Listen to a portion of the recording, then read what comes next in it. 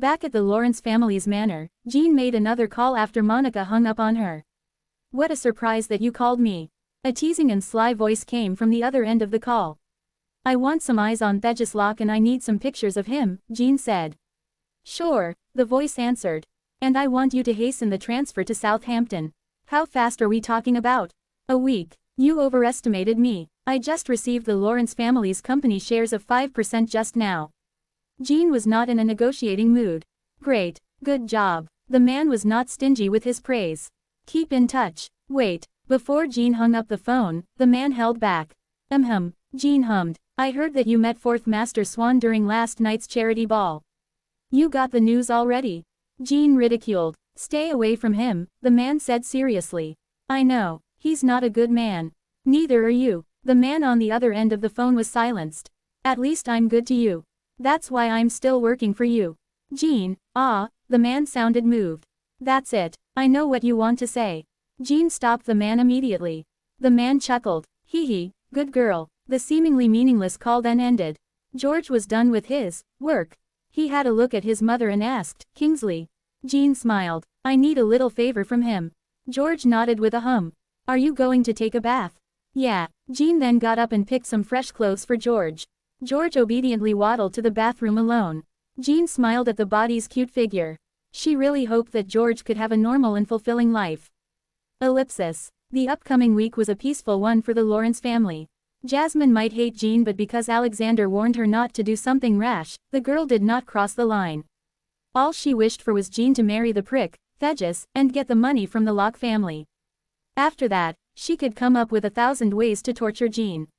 She strongly believed she could make Jean wish that she was dead instead. Moreover, her wedding with Eden was also around the corner. They were already preparing for the event, so she forced herself to forget Jean for the time being and focus on the preparation. During Jonathan's 78th birthday, some guests were invited to the manor for dinner. It originally started as a small gathering but ended up with all the nobles and blue bloods at their door. The guests claimed that they were there to celebrate Old Master Lawrence's birthday, but they were actually there to win favors because the Lawrence family would soon be in-laws with the Swan family. The birthday even attracted a huge crowd to the manor. Fortunately, the place was big enough to house 100+ guests, and it made the spacious manor a little more lively than usual. When Jean brought George downstairs, there was already a crowd in the living hall. Everyone in the Lawrence family was talking to the guests, welcoming them, except for Jean. She was not fond of socializing or mingling either, so she brought George out to the garden. There were also guests in the garden but none talked to her, so she simply ignored them. She brought George to a quiet corner. "Jean," an angry voice of a man sounded behind her. Jean turned around and saw Thegis. He bellowed, "I came all the way here and you didn't even come to invite me into the house." Jean smirked. "I didn't even hold you responsible for what happened to my mother the other day. Try to behave yourself today." Thegis threatened her. "How do you want me to behave, Second Master Locke?" Jean asked. "Be attentive, listen to what I say and don't embarrass me." Jean remained silent. The anger on Thejua's face grew. "Did you hear me?" Jean nodded softly. "Yes. Now, come with me to go greet your grandfather." A slight pause later, Jean looked at George and said, "Take a walk." "I'll be right back." George nodded. Jean followed Thegis away. George saw them off before he wanted to take a stroll around the garden. Before he could take his first step, a familiar voice of a man came from behind. "Your name is George." George turned around and found Fourth Master Swan standing at the pavilion behind him. He had no idea when the man appeared. He stared at the man with puffy cheeks.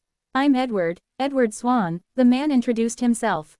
Teddy, who was just beside Edward, believed that his master had been acting strange lately. By right, Old Master Lawrence's birthday should be attended by Eden's father.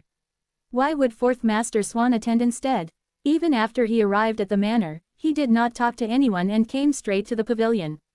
He seemed to be waiting for someone. Could it be that Fourth Master Swan is waiting for this kid? It was Teddy's first time listening to his master introducing himself this solemnly, and yet the kid barely reacted. "You want candy?" Edward pulled out a lollipop from his jacket pocket. Teddy was baffled by his master's action. Is he trying to bribe the kid?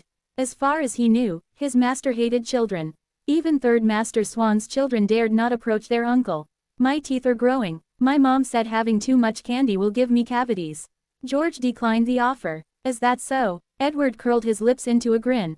He put the lollipop back into his pocket and said, "This is my first time at your house. Can you please give me a tour around?" "This isn't my house," George said. Edward looked rather surprised. "My mom said this isn't our house.